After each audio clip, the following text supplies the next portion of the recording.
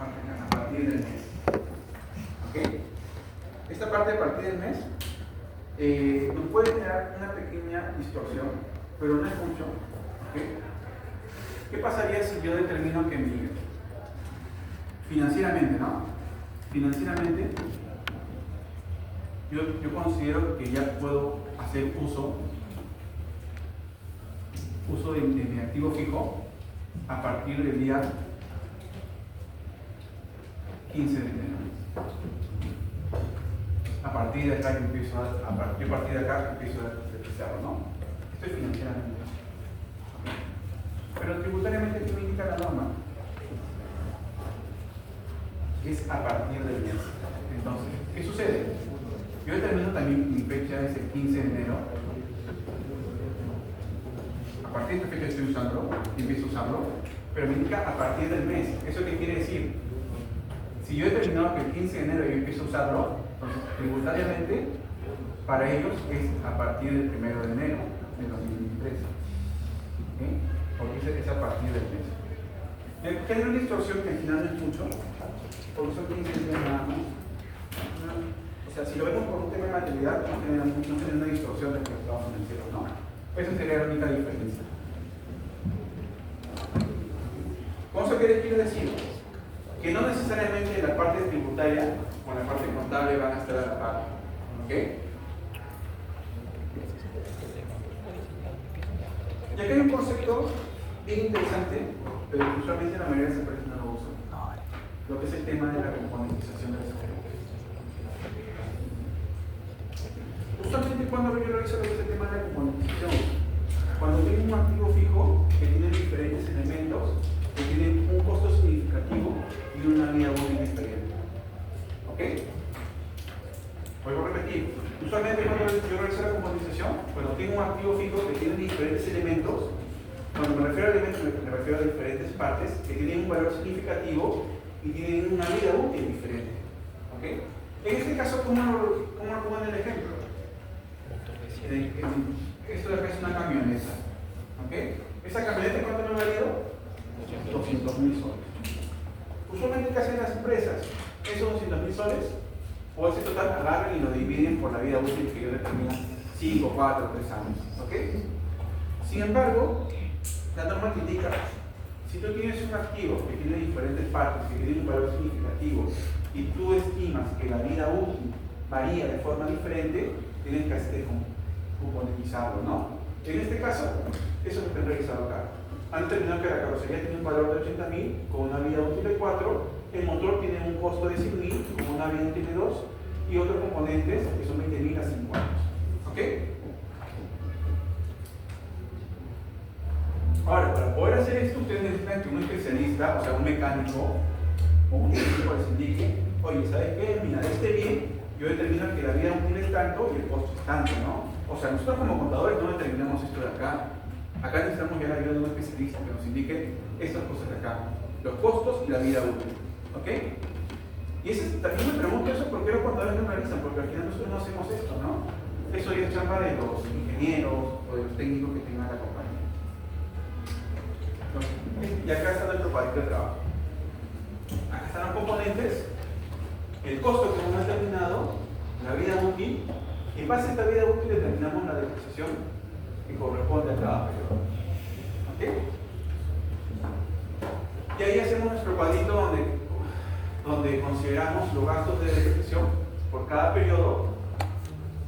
¿Ok? Ahí determinamos cuánto. Si se dan cuenta, varía bastante lo que es el tema del costo o la depreciación del ejercicio del periodo 2020 al periodo 2024.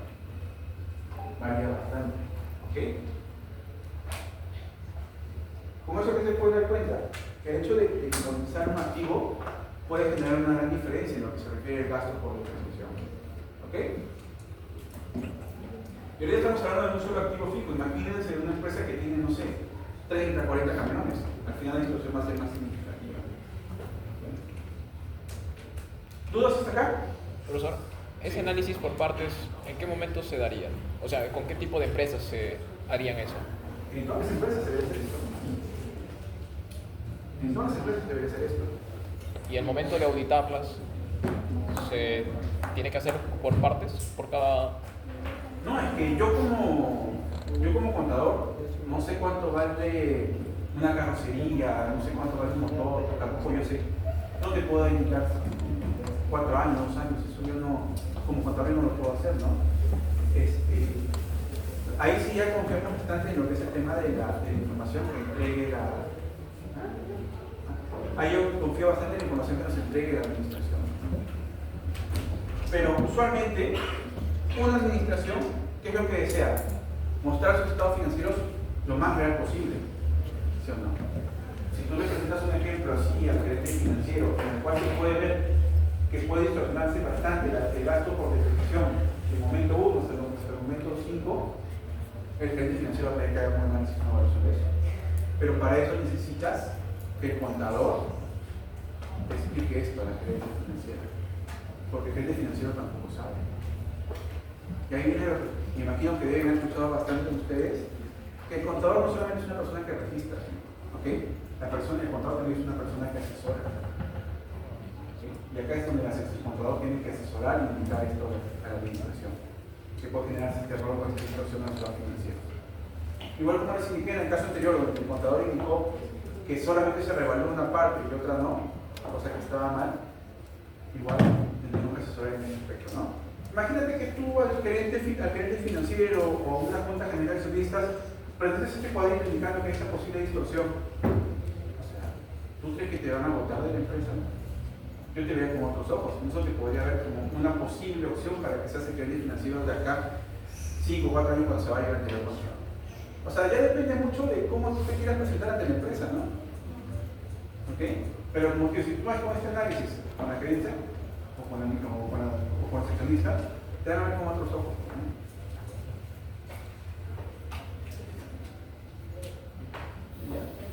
Bueno, en este caso es algo sencillito. No, sinceramente no les voy a tomar, porque no hemos visto la NIC 8, pero ya para que lo tengan así de forma conceptual, ¿no? Es una empresa que no ha registrado la depreciación de forma correcta en el año anterior y se ha dado cuenta que ese error se genera de forma posterior. ¿Ok? Ahí hablamos sobre la NIC 8, el asiento contable y resultados acumulados con la sesión. No quiero entrar mucho detalle ahí, porque no me va a alcanzar el tiempo. Vamos a lo que considero relevante. Cuando hablamos de enajenación, ¿a qué me refiero? ¿O qué se le viene a su mente cuando hablo de enajenación? Una venta. Una venta de un activo fijo. ¿Okay? En este caso, ¿qué sucede? Tengo un activo fijo que tiene un costo de 120.000 soles, una depreciación acumulada de 18.000 soles y un costo neto de enajenación de 102.000 soles. ¿Ok? ¿Qué es lo que van a realizar ellos? Van a realizar la venta de ese bien o de ese activo fijo a este costo. A los 100.000 soles más ingresos. ¿Ok? ¿Cómo seguir haciendo? Teniendo esos datos. ¿Cómo darían de baja a ese activo fijo que está acá? Porque vamos a revisar la venta.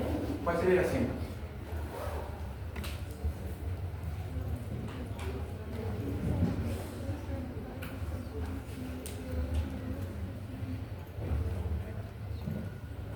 ¿Cuál sería el asiento para trabajo?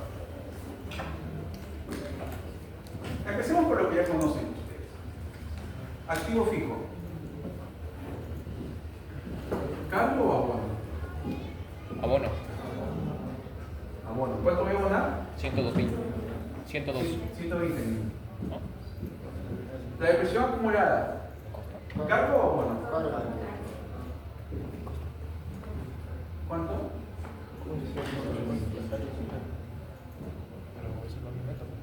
¿Y qué sería la diferencia?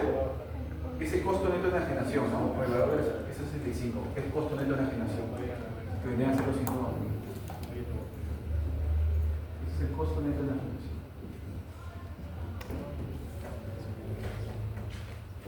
¿Ok? Es una cuenta de resultados, como están viendo ahí. ¿Cómo es lo que están haciendo? Están dando de baja el activo fijo. ¿Ok? ¿Cómo están dando de baja el activo fijo? ¿Qué falta?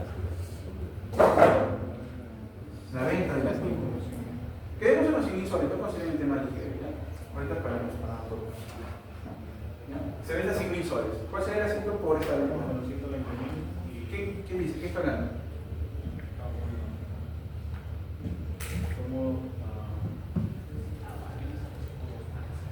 ¿Cómo se ve la cifra por 12.000 soles? Cuentas por cobrar a ingresos. A ver.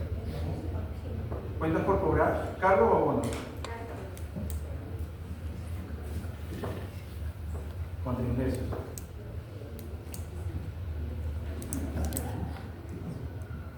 ¿Ok? Correcto, sí sería. Ya está la cifra. ¿Ok? Ese es por el costo de la agitación. A usted les pongo con la cuenta, como les gusta bastante eso. ¿Sí? Y ahí está el tema de. ¿Ya? Vamos a este casito. Esto es lo que les está indicando la diferencia entre lo que es el tema de la depreciación.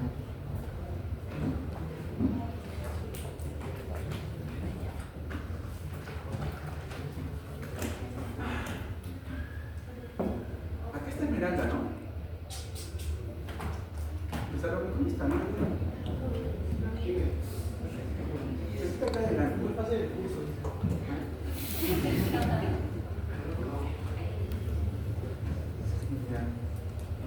¿Qué sucede en este caso? La empresa ha registrado la depreciación en base a esta tasa de acá, el 20%. ¿Está basado en qué? ¿O por qué han usado eso? Porque es la depreciación máxima tributaria. Es decir, han usado ellos una tasa para depreciar un bien mueble al 20%. ¿Ok? Entonces, en el año 2024, 2014, 15, 18, he registrado mi gasto de depreciación al 20%. ¿Ok? Sin embargo, esto es en el 2019. ¿Correcto? Y en el 2019, ¿qué sucede? Me doy cuenta que mis activos fijos ya están totalmente depreciados. ¿A qué me refiero? Con que mi costo es de 80.000 y mi depreciación acumulada es de 80.000. ¿Qué sucede acá? ¿Cuánto es mi costo neto? Mi costo neto es 0. Pero ¿cuál es el problema? Ese activo fijo todavía está operativo. ¿Ok? Ese activo fijo todavía está operativo. Entonces, ¿qué es lo que sucede? Entonces, la empresa hace un análisis técnico donde se conoce que ese bien todavía se seguirá usando hasta el año 2021. ¿Ok? ¿Y se va a seguir usando? Te digo, al 20%, ¿cuántos años fijo acá? 5 años. Y ellos, en base a ese análisis técnico que han determinado, es que la vida útil no es de 5 años, sino es de ¿cuánto? 8. De 8 años. ¿Y cuánto vendría a ser la tasa? 12.5%. ¿Qué es lo que sucede? Tengo, desde el año 2014 hasta el año 2018, he depreciado con una tasa mayor o con una tasa menor. He depreciado con una tasa mayor. ¿Correcto? Entonces tenemos que corregir eso. Entonces tenemos que hacer esa corrección. ¿Entendieron hasta ahí? ¿El enunciado? ¿Por qué cuando está en la práctica no lo entienden? ¿Ah? Le pongo el mismo caso y le pongo un párrafo más de algo y seguro que se marea. Ahora, ¿qué es lo que sucede? ¿Cuánto ha sido mi depreciación contabilizada? 80.000. Estos 16.000 que vendría a ser es el gasto por depreciación. ¿Ok? Es mi gasto por depreciación. Son los 16.000 que he determinado, que es el 20% de acá, del 80%, de los 80.000, ese 20% son los 16.000, por 5 años. Y mi depreciación, según IF, ¿cuánto es? De 10.000. ¿Cómo determino esos 10.000? Son los 80.000 soles que tengo como costo por mi tasa de 12.5%. Multiplico los 80 por ese 5%, me da esto de acá, los 10.000 de acá. ¿Ok? Ahora, ¿por qué es 8 años? Porque en el informe técnico me menciona que son 8 años. Pues, ¿no? Y los 5 años se determinan en la tasa que yo calculo. ¿Ya? Hasta ahí no hay ninguna duda. ¿Entendería? Entonces, ¿qué es lo que ha sucedido? Yo he usado mi tasa tributaria.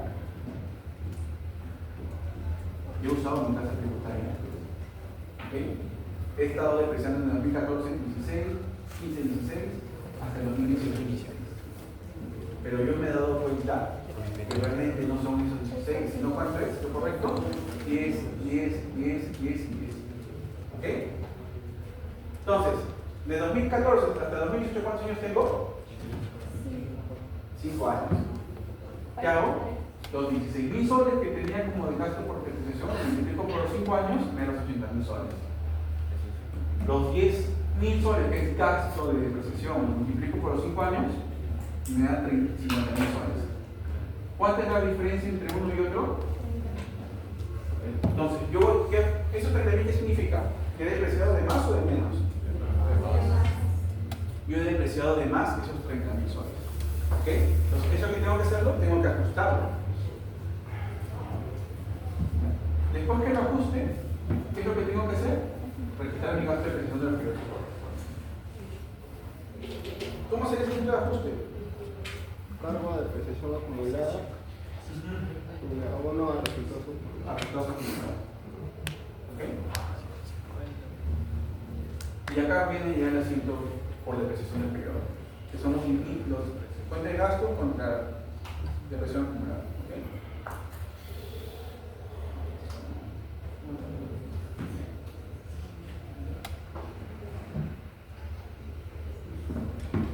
Antes de ir ahí,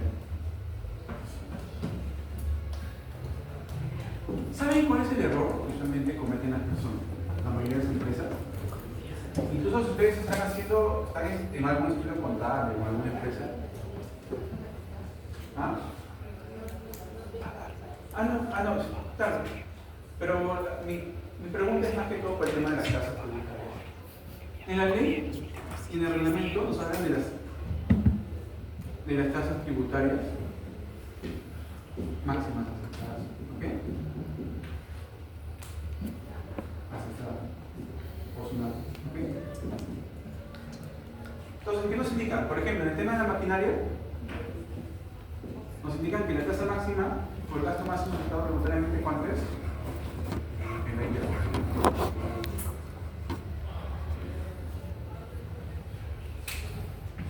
¿Qué pasa si yo tengo una maquinaria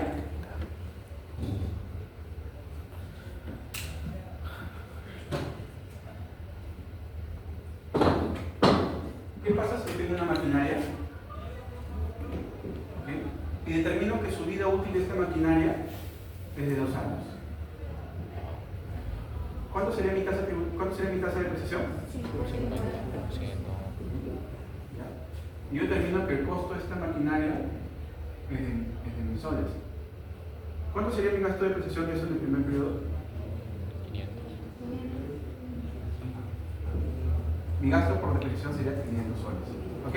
Así creo que nos entendemos, ¿no? Sí. ¿Qué es lo que me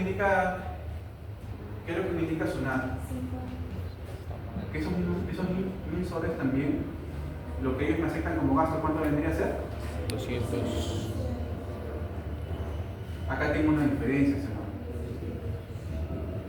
Ya esa diferencia. ¿Qué pasa con esa diferencia de 300 soles? ¿Tengo que ajustar algo en contabilidad? Activo diferido. ¿Ah? Diferido. O sea, ¿esos 300 tienen un efecto en contabilidad? Activo diferido. Impuesto a la renta. Activo diferido.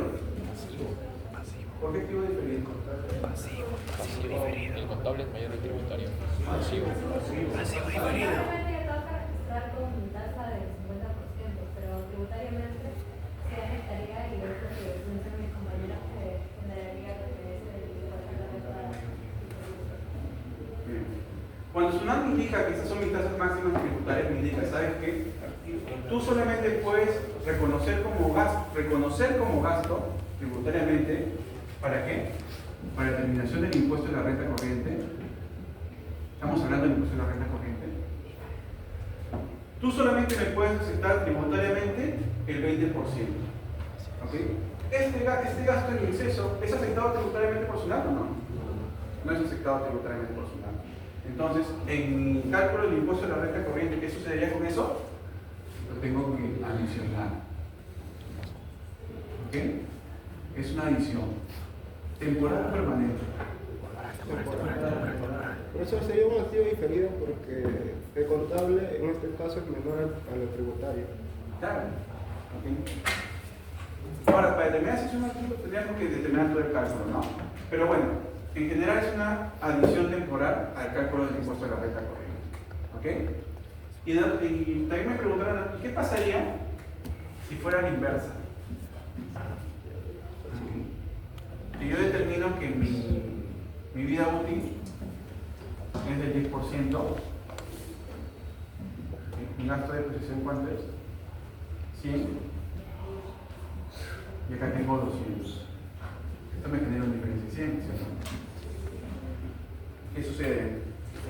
Pasivo Diferido. También. diferido. ¿Quién dice que sí? Pasivo diferido. Diferido. Si no es diferido. ¿Ánimo?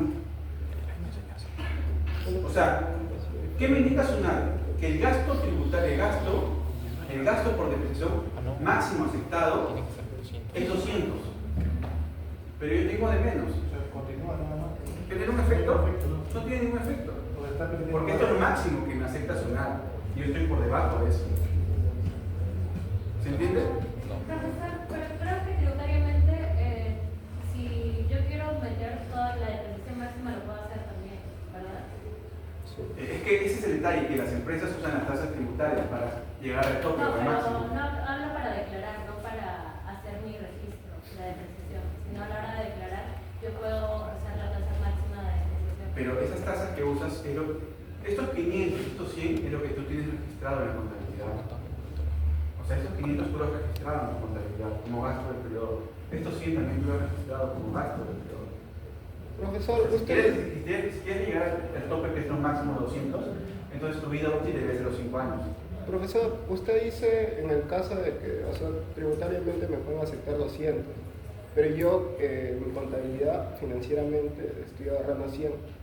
Ahí no sucede nada, pues. Pero si tomo como gasto los 200 para lo tributario, ahí sí genera un pasivo diferido, ¿verdad? ¿Y tomes cuál? ¿Esto sí? No, o sea que para lo tributario tome lo máximo, o sea los 200. Ya. Ah, No en tiene ese- una diferencia. No estaría generando No, un pasivo valor, diferido, un profesor. pasivo diferido. No, es que lo que tú consideras acá, Es que sí va a haber una diferencia, profesor, en la vida del activo. Lo tributario y lo contable, cuando hay en este caso las variaciones en utilidad, que se utiliza como base para sacar el impuesto a la renta, si hay variaciones, tiene que haber un pasivo sí o sí o un objetivo definido. Sí, en este profesor. caso, si está teniéndose en este caso, se podría decir menor utilidad, se paga en este caso menos impuestos, pero contablemente se debería pagar en este caso más impuestos. Entonces tenemos en este caso sería un pasivo. Y profesor, también se puede ver con la vida del activo, porque tributariamente tu activo no lo vas a tener, no sé, un año antes y financieramente vas a tener un año más el activo. O sea, lo estás despreciando más rápido tributariamente. Pues ahora hay como que una distorsión con los compañeros porque, o sea, estamos hablando con el tema de impuestos. O sea, es el impuesto lo que te va a determinar si hay efecto o no. Si te están poniendo un tope de, por ejemplo, oye, necesito 10, pero tú tienes 5. O sea, todavía no, pues no ha llegado al 10, no te voy a cobrar nada. ¿no? a ver, miren, justo lo que está mencionando su compañero. Eso es- Todo lo que está acá, todo lo que está en esta columna acá es lo que tengo registrado contablemente. Contablemente yo he registrado 500, contablemente yo he registrado 500, pero SUNAT me indica acá que esos 500 no es aceptado por ese gasto. ¿Ok? Entonces, esto me genera una adición en el cálculo del impuesto de la renta. Estamos en este otro caso, que mi tasa o mi vida útil es menor a lo que me indica SUNAT. Yo he registrado 100, ¿ok? Pero la norma, todo lo que estamos hablando ahorita es para el cálculo del impuesto de la renta corriente. Porque esto es lo que me indica la ley y el reglamento del impuesto de la renta corriente. ¿Ok? Entonces, ¿qué es lo que me indica acá? Me indica, ¿sabes qué? Tú has registrado 100 como gasto de depreciación. Y no supera mi tope. No supera mi tope. O sea, no supera mi tope tributario. Esto me generaría una adición o una deducción en mi cálculo del impuesto de la renta corriente. Es dependiendo, profesor. O sea, dependiendo si la empresa está tomando tributariamente solamente los 100. En ese caso, no, porque no sobrepasa. Pero si toma los 200 para lo tributario, ahí sí Y genera un estoy pasivo tomando solamente los diferente. 100. En ese caso no. Como le No, pues estamos en este diría. caso ahorita. Yo estoy usando, estoy tomando Yo he registrado 100. Yo he registrado 100 en mi contabilidad. Y acá Sunam indica, ¿sabes qué? Lo máximo que puedes tú aceptar para que no me genere una adición o una deducción es 200. El hecho que yo tome 100 y no supere el tope, ¿me genera una adición o una deducción? En ese caso No me genera ninguna adición ni una deducción. Al no generarme ninguna adición ni una deducción, no me genera un impuesto de la renta diferido. Porque el impuesto de la renta diferido se genera con el tema de las adiciones o las deducciones temporales. Entonces, en este caso, no me genera ninguna adición ni nada. Porque no está hablando de los topes. O sea, en este caso, si no aceptas más de eso, ¿no sería un tope mínimo, no máximo? ¿Un tope máximo? No, sino que no debería ser máximo, sino debería llamarse mínimo. Por el tema de que si lo mínimo que puedes aceptar es 200 para que no suceda nada. No, lo máximo que puedes es agarrar 200 para que no suceda nada. Si ya pasa de eso, tendría que haber un Si pasivo pasa de eso, diferido. estamos en el caso acá, pues. Claro, si pasa, pero si no pasa, no habría nada. Si no pasa, no, porque es lo máximo que te aceptas sumar como base. ¿Ok? ¿Alguna duda? Esto sinceramente es algo más tributario, ¿no? Ya me imagino que en algún momento verán un curso para el cálculo de la renta corriente, ¿no? Pero lo que quiero más que todo con esto es indicarles el error que usualmente hay. En la mayoría de las empresas hay este error. Usar las tasas tributarias. ¿Okay? Y por generar estas tasas tributarias se genera ese tipo de errores. ¿Okay?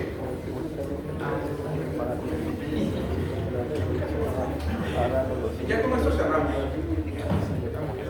No quiero poner. Esto lo pueden leer. Es más que todo tributario. Le voy a pasar hoy día a la delegada. Ahorita.